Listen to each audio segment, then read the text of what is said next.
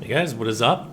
I decided it'd be kind of fun to put together, not really a montage, but a collection of some of my favorite gank spanks, spear gank spanks from maybe like the last month or so. Um, Unfortunately, you don't get ganks like this all that often. You'll see all 3 and 4v1s. 4v1s are actually especially rare. 3v1s are a little bit more common. And you'll see right here, actually, I'm playing with a Stora, the Ultra Great Sword. I started using this based on some recommendations that I'd gotten from folks. I was using the obviously the S-Stock and Greatsword combo. A number of people had suggested that I try the Ultra Greatsword combo. What I found is that it is a great combo for dueling, the Ultra Greatsword meaning, but for invasions, it really falls flat. And the reason is because of Estus, and especially in these fights, because so often the emphasis is on knocking somebody out before they can get to their flask, and any Ultra Greatsword whiff is going to open up an opportunity for somebody to go ahead and chug. Additionally, the running attacks, while they're pretty good, especially if you buffer them, they do leave your back open to the other players. So for just those reasons and some others, stamina reasons, I don't have enough stamina on this build to use an Ultra Greatsword. I decided it really wasn't a good fit for me. I did use it for a while, and there certainly were fights where it really worked out well for me. So situationally, you can swap to it. Like sometimes if somebody in here uses Valor Heart, I'll swap over to the Ultra Greatsword or maybe just the Night Slayer. But for general use, it was not a good fit. Another change I made, Saint Riot had actually recommended the Blessed S-Stock, the Blessed Stock in lieu of the Lightning S-Stock. And I tried that a bunch too. And what I discovered is that the reduction in AR associated with the Blessed S-Stock, which is substantial, it doesn't really justify the benefit of the regen, except maybe against a really large gank where you've got really super high defenses. In those sorts of situations, it might make sense, but mostly I just go with the Lightning S-Stock these days, especially because I've already got a bunch of regen spells, so the regen to me is just not worth it. And just being able to poke people with this S-Stock just terrifies people, and they don't really know what to do. I mean, it's it's pretty fucking awesome. Like, a skilled duelist has trouble with a build like this, and for like a PvE player that's never seen something like this, they're just completely lost. Like, you see, this guy was doing all right. Like, he was kind of reaction rolling it a little bit. And I see he's reaction rolling now, and he's going to heal. And all of a sudden, he gets hit from a bunch of places, and that's scary and confusing. And so he's going to start panic rolling a bunch more. Now he's at low health, which is another reason to start panic rolling. And here, I think he gets his head clear for a second. He sees what's happening, but by then, it's too late. GG, mate.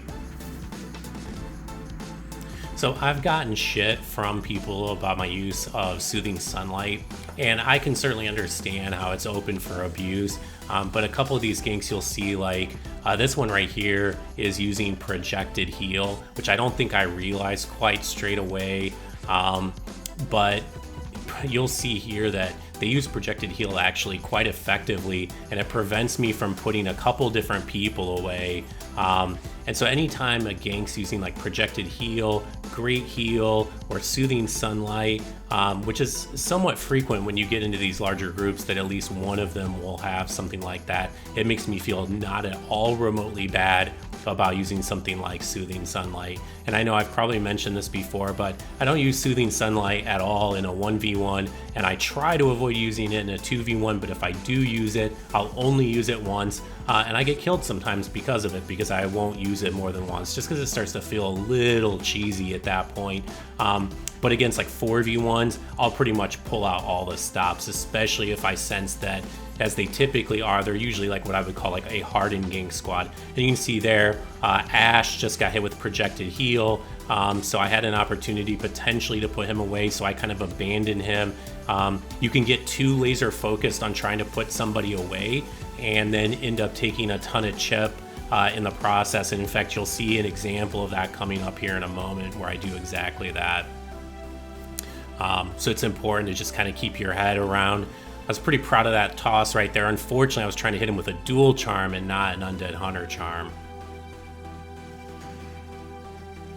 unlocked for that second R1 in case he went for a parry. The Lothric Knight shield just completely shuts this build down. So this guy is doing a pretty good job. And when people start crowding you with that shield, there's like not a whole lot that I can really do. I do go for pivots against people like that quite a bit, and that's a reasonably effective strategy.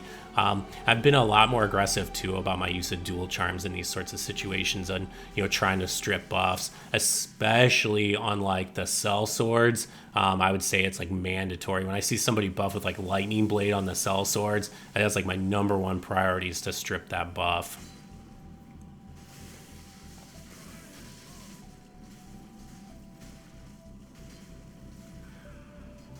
So you see here another example, a really nice projected heal there. I would have definitely put this Phantom away were it not for the projected heal, and watch me, I just get chewed up there. I just lost like 2/5 of my life chasing after that guy. But when somebody's using projected heal like that to protect their teammates, that makes the gank really, really, really difficult to fight. And then things like Soothing Sunlight become like almost a requirement. Actually, that's probably not true. Not Soothing Sunlight. Some sort of healing beyond regen. And see right there, the host got hit moments before I landed that backstab, and that probably would have killed him. So now I'm getting kind of pissed. Now I'm thinking, like, I really got to get after this guy that's throwing out all the projected heals. And right here, he goes to heal his teammate as I'm chasing him down. So I make the executive decision to give up on the other guy and instead backstab this guy. And probably he doesn't have a lot of Estus to begin with. If he's a Phantom, he probably has most of his Estus tied up in blue, which means he basically is defenseless when I chase his ass down like that. And we'll see some examples of that later. So whenever you see a Phantom using a lot of healing spells for the team, zero in on them, because not only are they a huge hassle for you, but they probably don't have much regular Estus because they've probably stocked almost all Ashen Estus in an attempt to heal the team. So here I see I'm spawning into a fun one. When you see multiple casters in any gank, the danger is like 3 times what it would be with just one caster, because they can get angles on you and you can't hide from like everybody at the same time. Like 2 casters is exceptionally difficult to manage and deal with. And you'll see I spend a good couple minutes just trying to really get a game plan together, just observing the gank, seeing who's doing what, who has which spells. And a bunch of these guys are over leveled, and you'll see the host there going for parries every time I walk up. And so my bet, given that these guys are all password summoned over levels, which we'll get to in a moment, this is probably like a standard ganking crew that's going into the boss. And so strats like always parry whenever my opponent runs up actually become like kind of a practical strategy when you're a ganker, because you're getting such an influx of constant Estus as the gank continues to kill invader after invader that you can just heal all your mistakes. And God forbid you ever get actually low on Estus, because you've got other members of the gank ready with healing spells to heal you off and again save you from any mistakes. And so that kind of parry spamming strat becomes somewhat practical. Fortunately, the crew focuses in on the Guardian, giving me precious moments of alone time with Dark Gwendolyn, who was soul level 150, and I was able to put away, which is pretty awesome. Here, unfortunately, I accidentally trade with Knight, and I end up catching a face full of Crystal Soul Spear. Now, obviously, they're downscaled, but even with the downscaling, they still do shit tons of damage.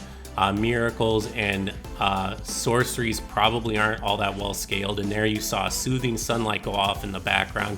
And especially when I see these crews using Soothing Sunlight, I pull out all the stops. I will use as many Soothing Sunlights as I need to. I will play in whatever scummy way I need to play to put these guys away, because frankly there's very few spear builds that are sufficiently equipped to deal with crews like this. Like, this crew would steamroll probably 99% of spears. Something kind of interesting happens here too, where the host just all of a sudden seems to kind of give up, like right here. At first I thought he was disconnecting, but he just kind of stops playing. And then, I don't know if it was because of the soothing sunlight, but I did the soothing sunlight like maybe 20 seconds ago. And then the other Sunbro is just kind of standing there, and when I go near him, he swings, but otherwise he just stands there. So I don't know if these guys were just getting salty, that their little gank tactics weren't working. Soul level 291 on that bad boy. And this guy here, who I'm about to erase, I think he's like soul level 400.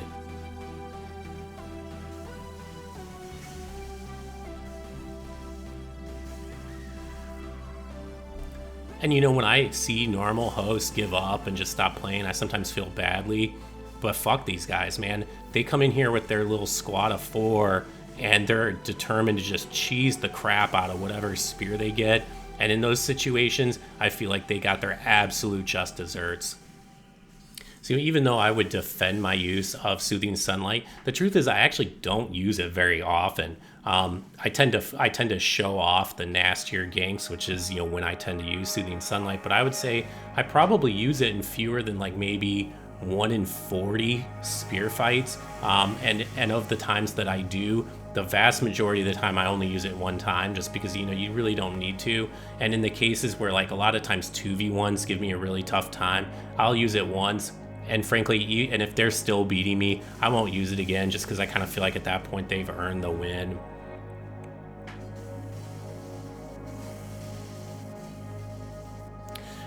But I mentioned the difficulty in dealing with 2 mages, but even 1 mage can be really problematic. You know, the mage just wants to obviously stand at range and cast pew-pews at you, and the sort of arena structure here makes that a pretty effective tactic.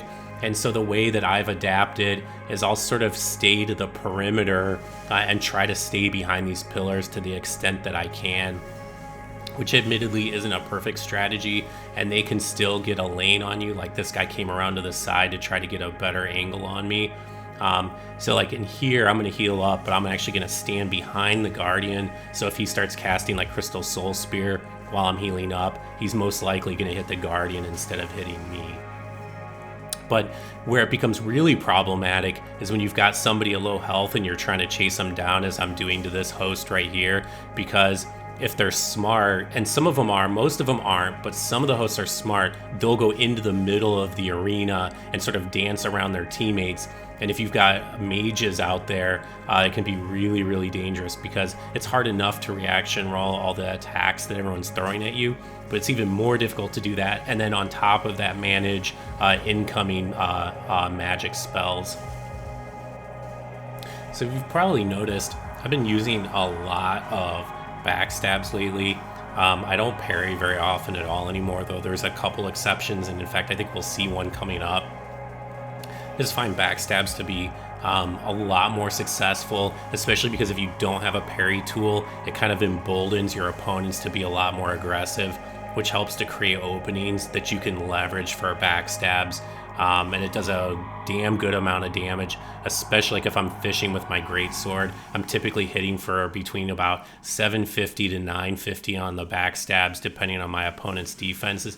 And you see I backstabbed that guy that was using Soothing Sunlight. Notice he has not healed yet. That's because he doesn't have much Estus, so he wants to get away and cast Soothing Sunlight. But when he sees me creeping on him, he realizes, no, he has to use his regular Estus, but he waited too long, and I was able to punish his Estus. And so now he's just going to run like crazy. He may not even have any regular Estus left. He was probably planning on using all of his Estus as Ashen Estus to keep the gank going. So getting rid of him up front is such a huge boon. And I cannot emphasize like how much of an improvement that makes. And unfortunately, that guy I just tried to backstab like for the second time is really latent. And you'll notice here I whiff a couple Undead Hunter Charms, and I whiffed them because I was under pressure from the gank. I actually didn't throw them with the timing that I wanted to. Like right there, I could feel them up behind me.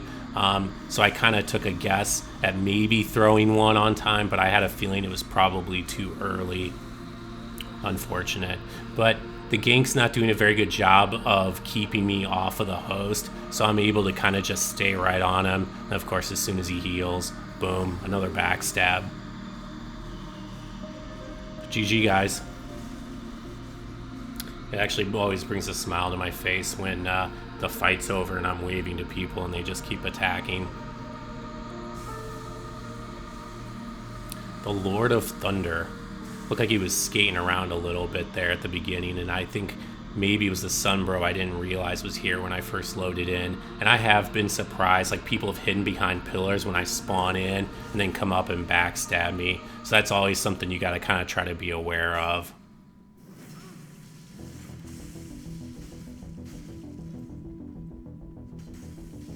These larger groups, though, man, like when they start racing after you, because frankly, a really effective strategy as a ganker, is just hardcore pursue people. Don't give them any space. Don't let them heal. You don't give them any room to breathe. It's a good strategy, but one of the weaknesses of that strategy is they open themselves up to getting pivoted when they run really hardcore at you. You see there, that was a whiff attempt at a pivot on the white Phantom.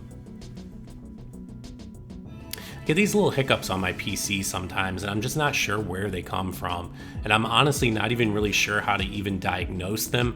If anyone has any good ideas on how to go about troubleshooting something like that, I would love to hear about it. I mean, I've already thought of the usual stuff like making sure that nothing else obvious is running. My guess is there's some sort of like service in Windows or something in here. I make a mistake. I don't get fully in the spear fragment there, and I leave myself open. This guy just chews me alive with his scythe. Now, fortunately, your resistances go up considerably as a spear, especially once you get to 3 and 4 people. At 4 people, your resistances go up by like 2.6, which means you're basically never going to get poisoned or bled or frostbitten. With 2 people, you still definitely can. Your resistances just don't go up that much. And in fact, that's one of the reasons like 2v1s are the worst to deal with as a spear, because you don't get much extra poise, you don't get much extra defense or FP or stamina, and now you got 2 people to contend with, which makes it really hard. You can't like gank one person with the Guardian because the other player will come in and get involved, and that's like one of the best strategies to use. And so here I see this white Phantom is really giving it to the Guardian, so trying to trap people between the wall and the spear fragment is a great technique if you can pull it off, like especially if they're distracted. They may not realize that you've got them pinned, and then people will start panic rolling, which is about the worst thing you can do in that situation. So always be looking for opportunities to pin teams in, like against a wall with the spear fragment. Definitely recommended. My strategy nowadays is mostly to go two-handed on the greatsword, and then when I get somebody at low health, meaning like, maybe 2 S-Stock hits away from death, then I'll switch to one-handed mode, because then I can pressure with the S-Stock, and that is just very, very few people can deal with that type of pressure. Only like good duelists are really able to escape from that. So this is a tale of revenge, because Mr. Jenny here, the host, was actually a Phantom in a previous spear gank that happened like 10 minutes before this fight, and he and the host managed to kill me. The host had a pyro build, and so every time I was healing, he was just crushing me with like Chaos Bed Vestiges and Fire Surge and a bunch of other stuff. And this guy just BM'd the crap out of me, Mr. Jenny did, when I lost. So when I saw him come in here, man, I was as focused as could be to try to put this guy away, this clown. And he was shitty. Like, he didn't even really do anything to earn the victory. It was almost entirely his teammate that did it. So I'm definitely looking to put this guy away. And with buffs, normally I strip them, but like a buff on that weapon, I'm not really all that worried about. And you can see this guy just throws R1s out with abandon. It's total standard ganker style. I won't normally get after the host directly when there's like 3 and 4 people, just because you typically won't get a chance to put them away. You'll get too much pressure from the Phantoms, so you almost always want to put the Phantoms away first. But if I get the host low enough, I'll make an exception, and I will definitely try and go after them.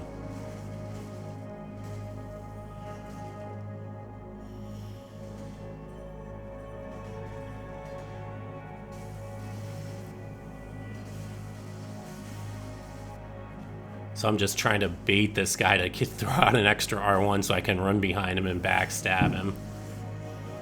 I was really enjoying just putting this guy in the dirt.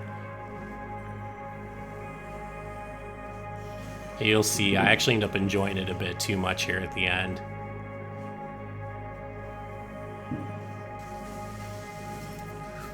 I go fumbling around in my inventory to hit him with the same gesture that he hit me with, and I get backstabbed by the Phantom. I don't think he gets credit for it at that point. I think it was too late, but it definitely troubled me that he might have actually gotten credit for that victory. So just be careful, guys. So this is actually the last fight here. Man, I just have so much fun with these spear ganks. Like, I really wish there were a way with the spear covenant to say, like, hey, don't even give me like the solo host. Don't give me like the onesie twosies. Just give me the fights where there's like 3 and 4 people, because those are the ones that really like make this covenant fun. Like, the other ones are just kind of like the price of admission.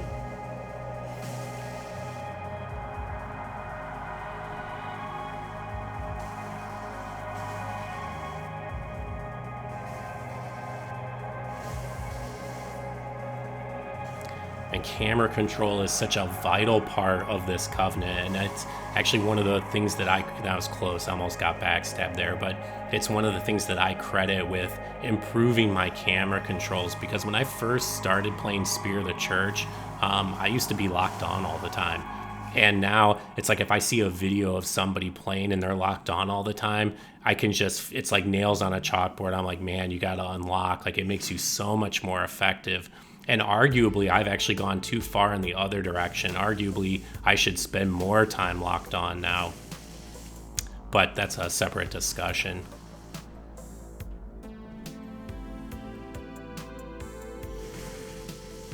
Because I see this guy throwing out parries, I think I'm going to go two-handed, because that's going to punish his parry spam more if he whiffs.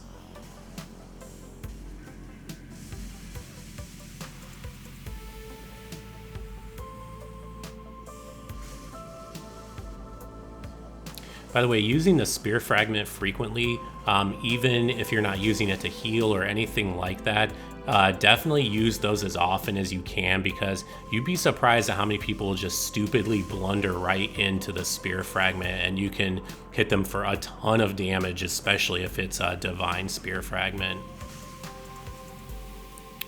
Well, guys, I hope you enjoyed watching these ganks. I had a ton of fun fighting these.